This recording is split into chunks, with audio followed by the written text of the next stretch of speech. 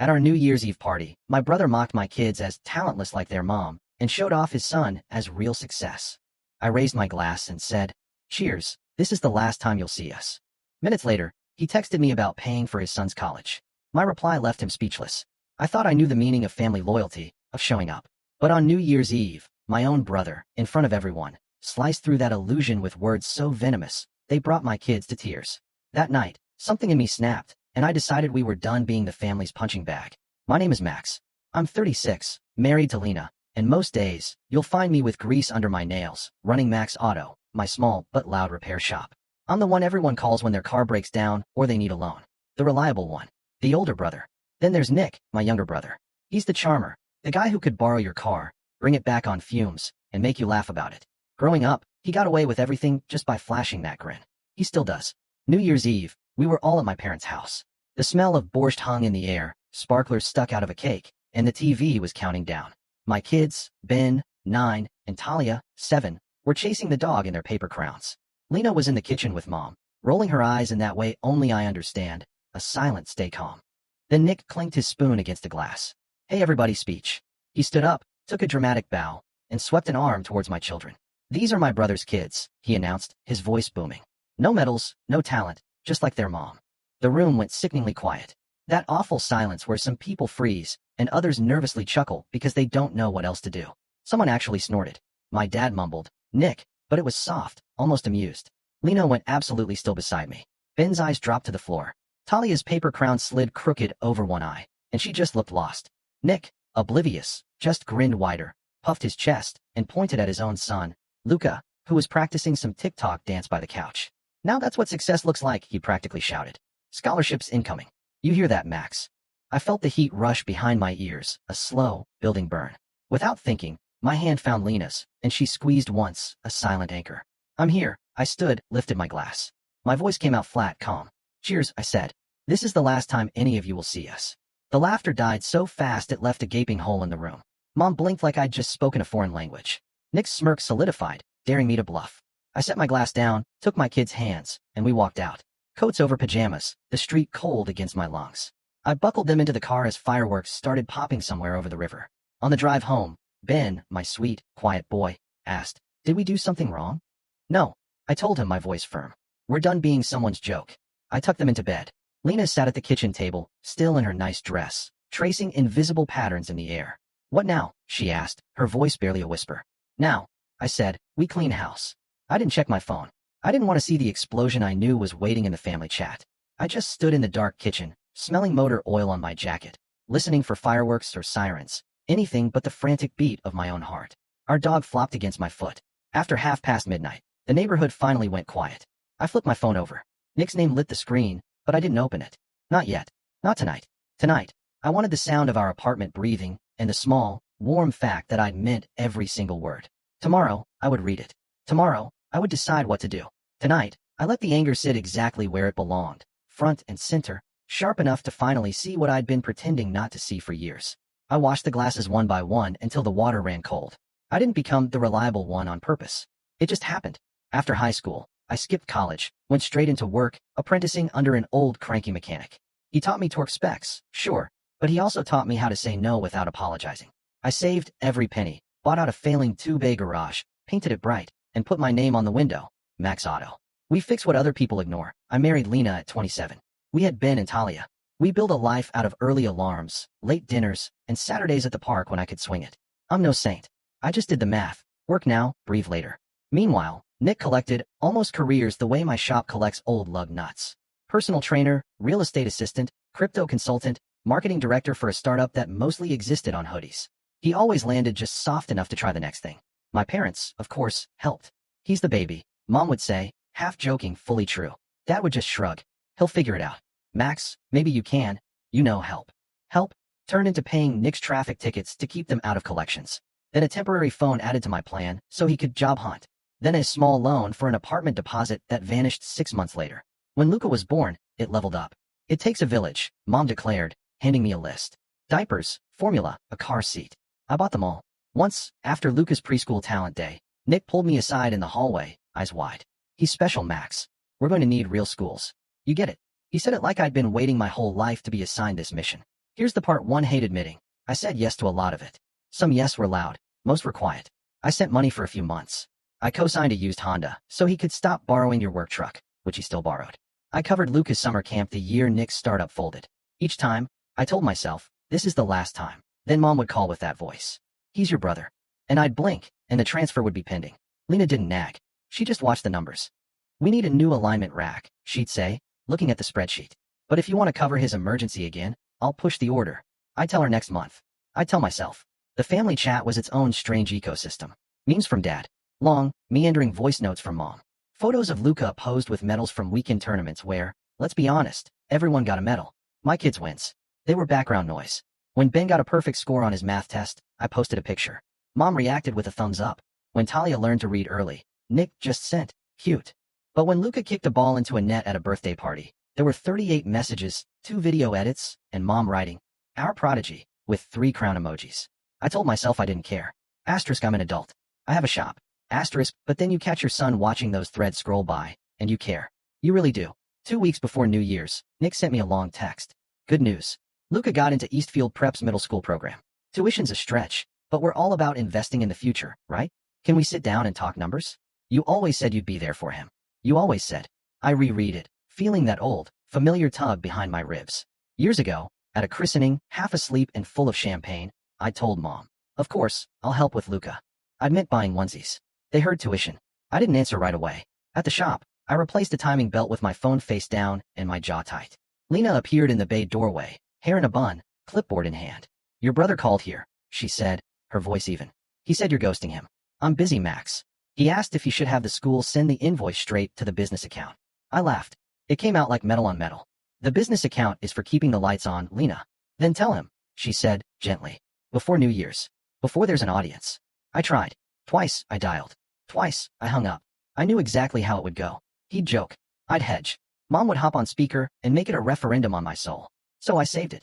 I'd say it after the holiday dinner, when people were sleepy and less cruel.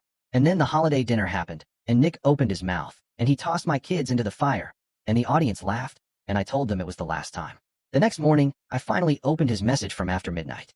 Timestamp 12:41 a.m. You're still covering my son's college, right? College, not middle school. Not maybe someday. College, like the bill had already been slid across the table to me, and I was just deciding which pen to use. There was more. A text from Mom. You embarrassed us. You know your brother jokes. You should apologize to the family chat. Also, we need to talk about Luca's education plan. It's not fair to start and then pull support. Start what? I thought. Pull what? In their heads, I'd signed a decades-long contract. In their heads, my kids were a punchline and Luca was a project funded by me. I put the phone down and grabbed a fresh roll of shop towels. I needed friction. I needed to scrub something. That afternoon, Dad called. Your mother is upset, he said. Just smooth it over, okay? Nick didn't mean it. Dad, I said. He meant it enough to say it in front of my kids. A pause. Well, you know how he is. I do. I said, and felt something click into place, hard and true. And I'm done pretending. Pretending what? That he's my responsibility. Dad exhaled like I just confessed to a crime. Max, family. I looked at my hands, oil black in the creases. Exactly. If I'd handled it the old way, I would have called Nick and argued in circles until he wore me down. If I'd handled it the angry way, I would have shown up at my parents' door and yelled. Instead, I did something I learned under that cranky mechanic. Write it up like a work order. Diagnose. Document. Decide. I opened a new note and titled it Family Billing. Because if they were going to keep treating me like a bank, I'd start acting like one. I listed everything I could remember, year by year. Tickets, deposits, temporary phone lines, summer camps, the Honda cosign that became a refinance when he missed payments. I dug through emails and screenshots. Lena pulled statements. We stayed up until 1 a.m., side by side at the kitchen table, adding line items. Every number we found made my jaw unclench a little. Not because of the amount, though the amount made me want to lie down and stare at the ceiling for a week, but because it wasn't a feeling anymore. It was data. At the bottom, I wrote, further credit suspended. The next day, I posted in the family chat. We're coming over Sunday at 5. All of us, please be there. Mom liked the message with a heart. Nick replied, make it quick, champ. Lucas got training. Sunday at 5. We walked in. I didn't bring a casserole. I brought a printed packet. Lena carried a folder. My kids stayed home with our neighbor, Ruth. Mom started in immediately. Max, about New Year's. I held up a hand. I'll start. Nick sprawled on the couch, phone in hand. Make it short. The game's on. I set the packet on the coffee table. This is the last 10 years of me helping, I said. Total at the end.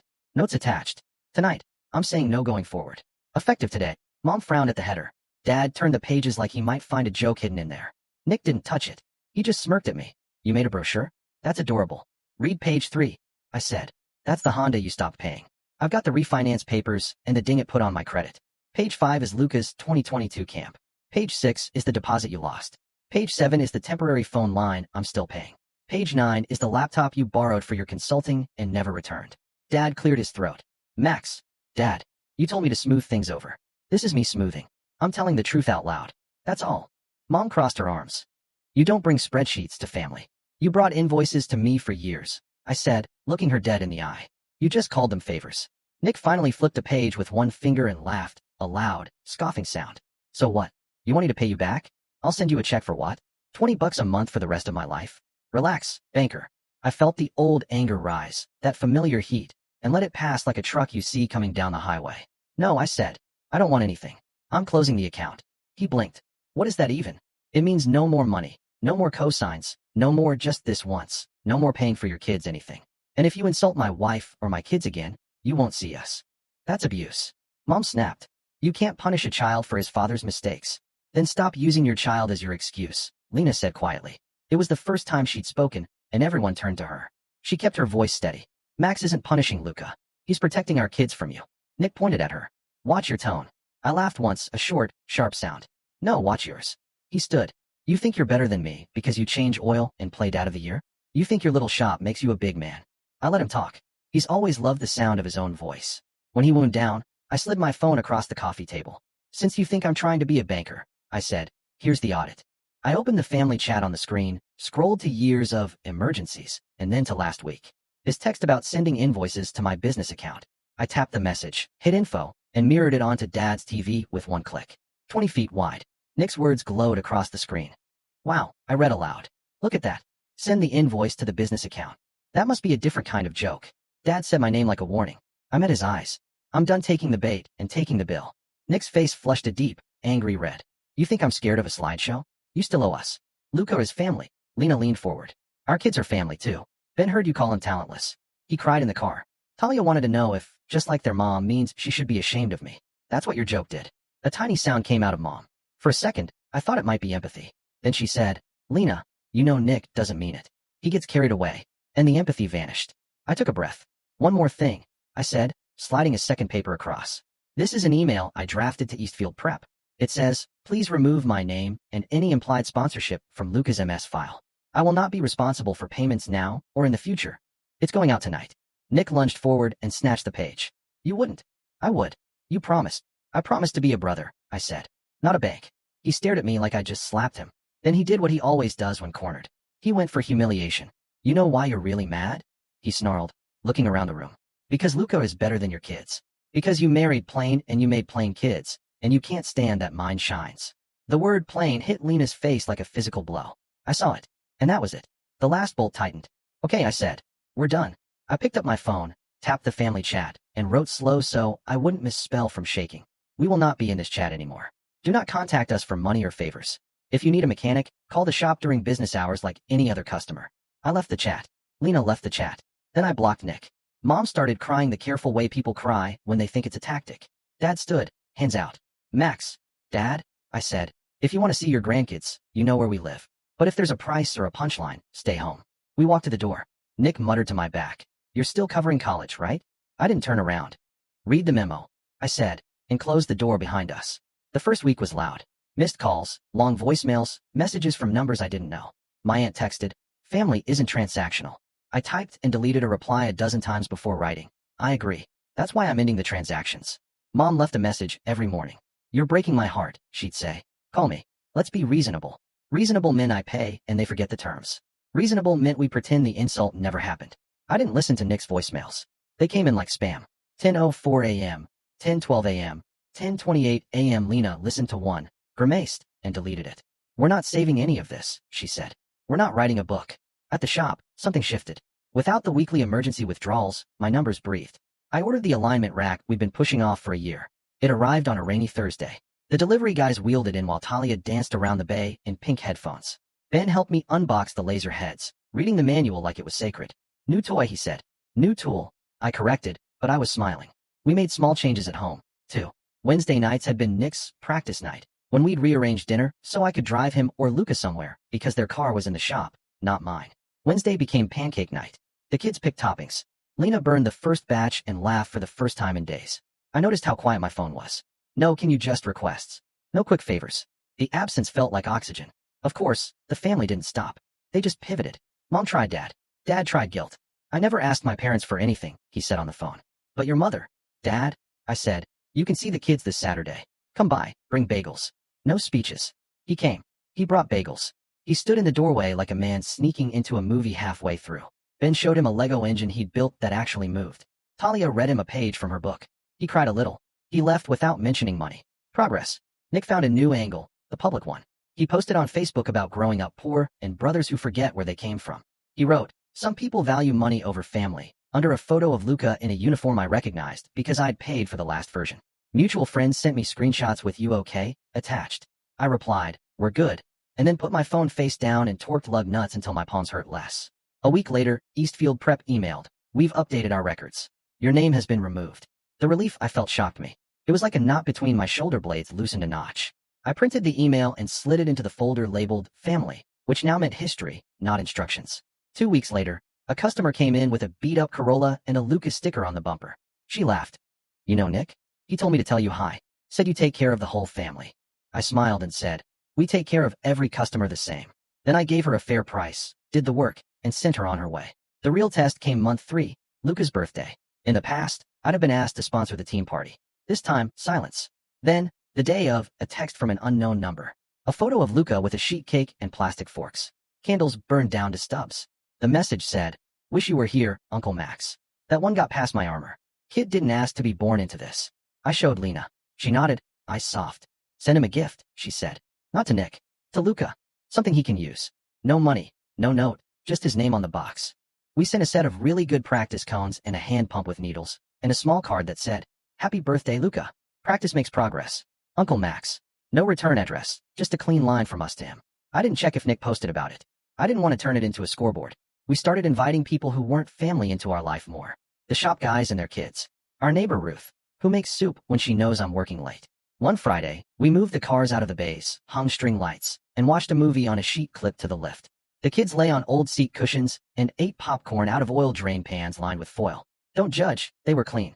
For the first time in a long time, I didn't brace for my phone to buzz with a new crisis. The only buzz was the string lights.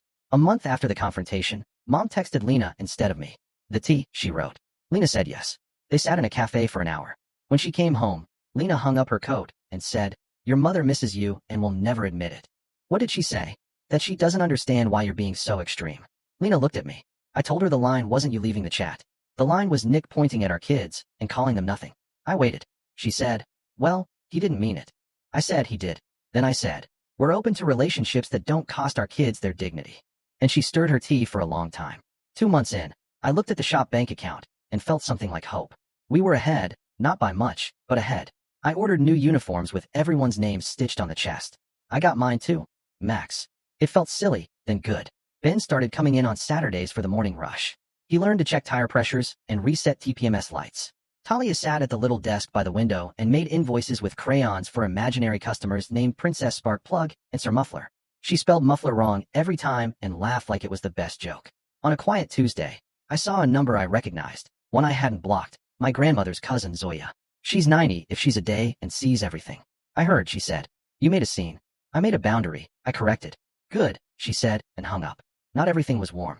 There were days I wanted to drive to Nick's place and shake him until the old brother I once had fell out of his pockets. There were nights Lena and I lay awake staring at the ceiling, wondering if we'd done right by Luca. But the feeling that used to live in my chest, that tight, sour mix of resentment and guilt, was fading. It was being replaced by something boring and strong. Routine. Work, dinner, homework, sleep, repeat. It felt like healing because it was. Then spring. A Saturday tournament at the park near my shop. We took the kids and the dog. Luca's team was there. We stood far enough away to be polite and invisible. At halftime, Luca jogged to the sideline, glanced around, and spotted us. He broke into a grin and did a small wave he probably thought no one else would see. I lifted my hand too. That was it. No conversation, no promises, just a quiet hello that didn't cost me anything I couldn't afford. When his team won, the parents crowded around with phones and banners. Nick hoisted Luca up like a trophy. For a second, Luca looked like a kid again, not a project. He caught my eye. I tapped my chest twice. Good job. We walked home. Talia skipped. Ben narrated the winning play like a tiny sports commentator. Lena slipped her hand into mine. You okay? She asked. I think so, I said, surprised it was true. I didn't win a war. I just ended one I kept funding. People think the hard part is saying no. It isn't. The hard part is not saying yes afterward, when the guilt shows up wearing your mother's voice. The hard part is sitting in your kitchen at midnight with your phone face down and choosing quiet over drama. The hard part is looking your kid in the eyes and promising that your family won't be a place where they are the punchline. Here's what I know now. A boundary is not revenge. It's a budget for your energy. A family chat is not a courtroom. I don't owe anyone my defense there. My kids are not second place to anyone's pride. I own a shop. I fix things. I used to think my job with family was the same. To take in their rattles and leaks, bolt on something new, send them back out. But some problems don't need a mechanic. They need an exit. On New Year's, I raised a glass and said, "This is the last time any of you will see us." That was anger talking. The truth is softer. It was the last time any of them would see us like that. Available, apologizing, paying to be insulted. We're still here. We just stopped showing up to the wrong stories. Last week, Dad came by and watched Talia hammer a bent nail straight. He clapped like it was a magic trick. Ben changed a wiper blade in under a minute and grinned so hard I saw the kid he was and the man he'll become in the same face. Lena leaned on the door frame, arms folded, eyes shining. Nobody made a joke. Nobody sent an invoice. We ate pancakes for dinner because it was Wednesday, and that's what we do now. My phone buzzed once, twice, then went still. I let it.